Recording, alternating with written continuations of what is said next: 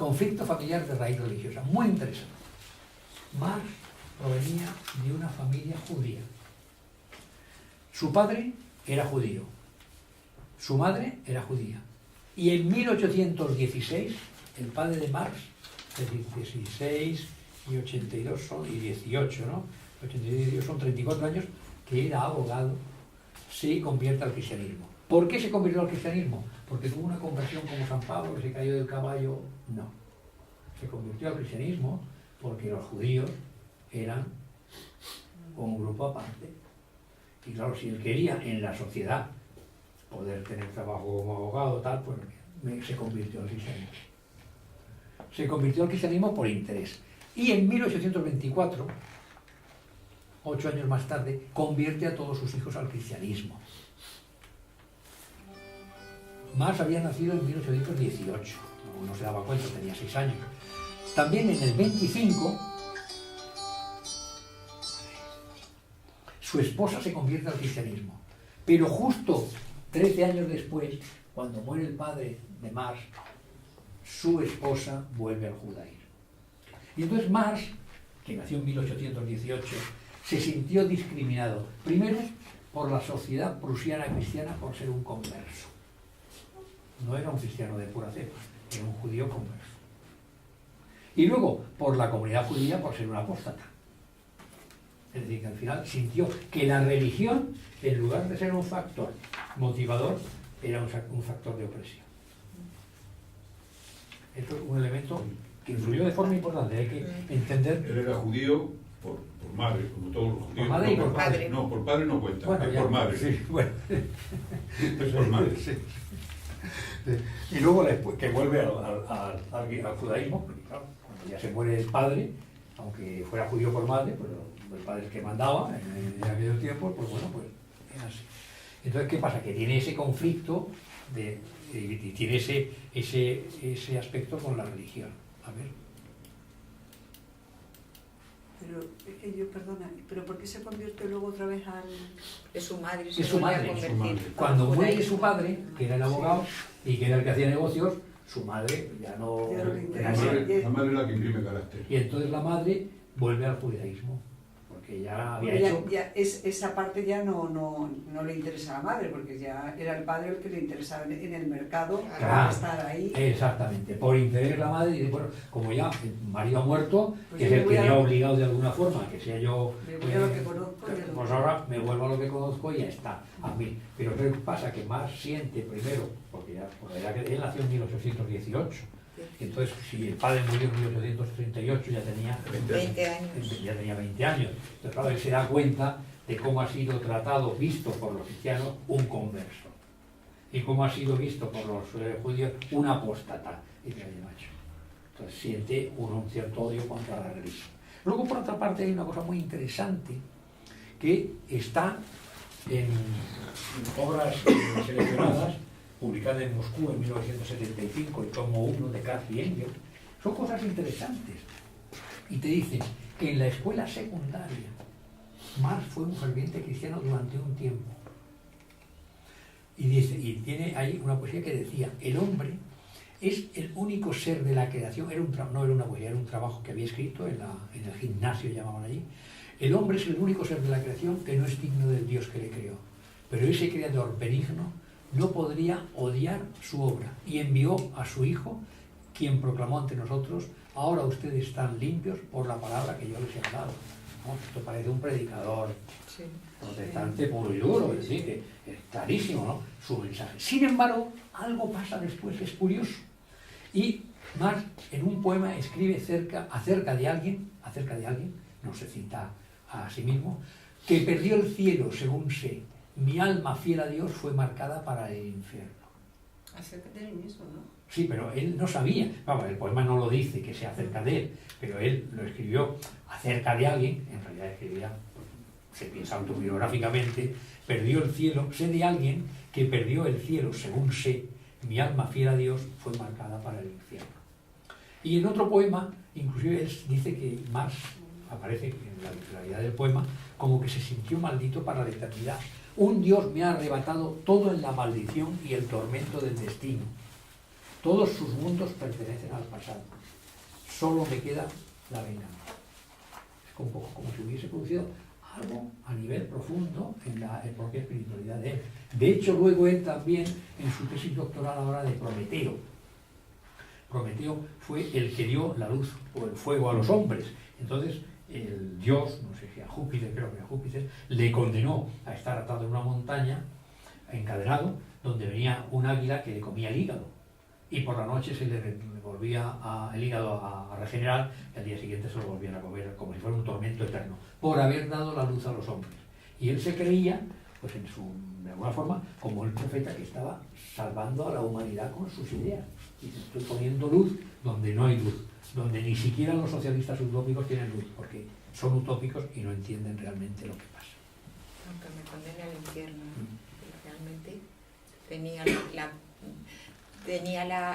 el pensamiento de que se condenaba. De que se condenaba. Sí, bueno, son poemas, son escritos, no sabemos más. Esto está en unas obras publicadas en 1975 en inglés en Moscú, pero bueno, conjunto de escritos y cosas que la verdad es que si indagas en la vida de las personas, pues cuando son personas como ellos que empiezan a aparecer obras y papeles y cosas y cuadernos y lo que sea, pues se han ido recopilando, pero hay muchas cosas que son muy interesantes de pensar.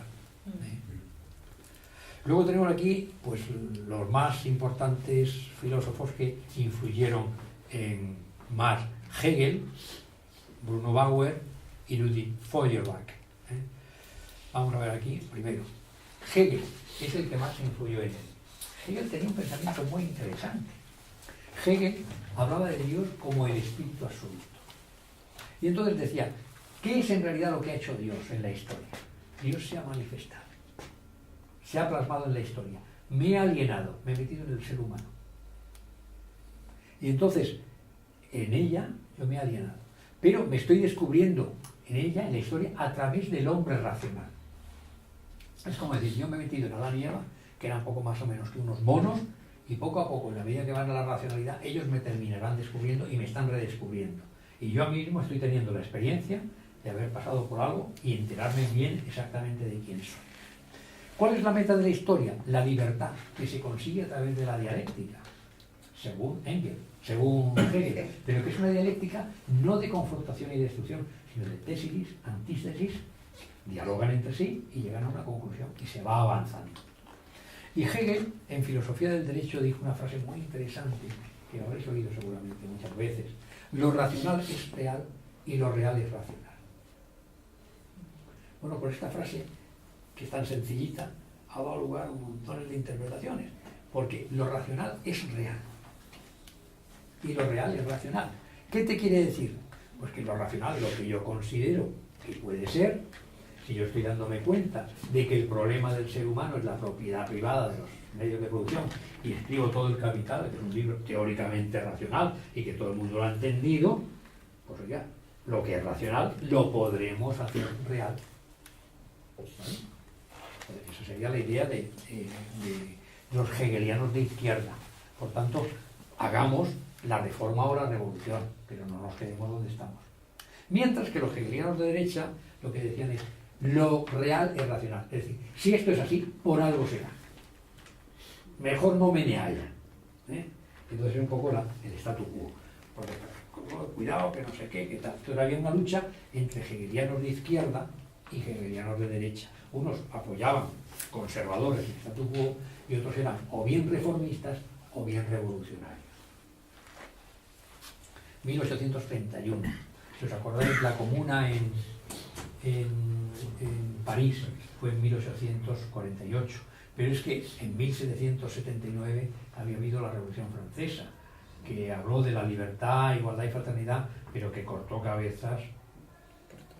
Vamos, allí el que se movía le cortaron la cabeza hasta los propios revolucionarios, a Robespierre y a todos los mismos que lo había, el doctor Guillotín, que había creado la guillotina, a todos. O sea, y luego volvió a venir el rey, vino Napoleón, derrotaron a Napoleón en el imperio, volvió el rey, y luego ya al final, en 1831 ya, en 1863 se instaló la república.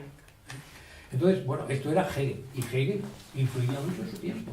Pero claro, aquí tenías claramente, digo, ¿qué soy? Dios, si yo soy un progresista y el espíritu se está manifestando en la historia y se está redescubriendo y está buscando la libertad. Y la libertad que te da el razonar, la racionalidad. En un contexto de racionalidad seremos libres. Porque en un contexto emocional puede pasar cualquier cosa. Pero en un contexto racional, las leyes, el orden, todo esto entendido, ya seremos libres. De hecho, tiene bastante razón.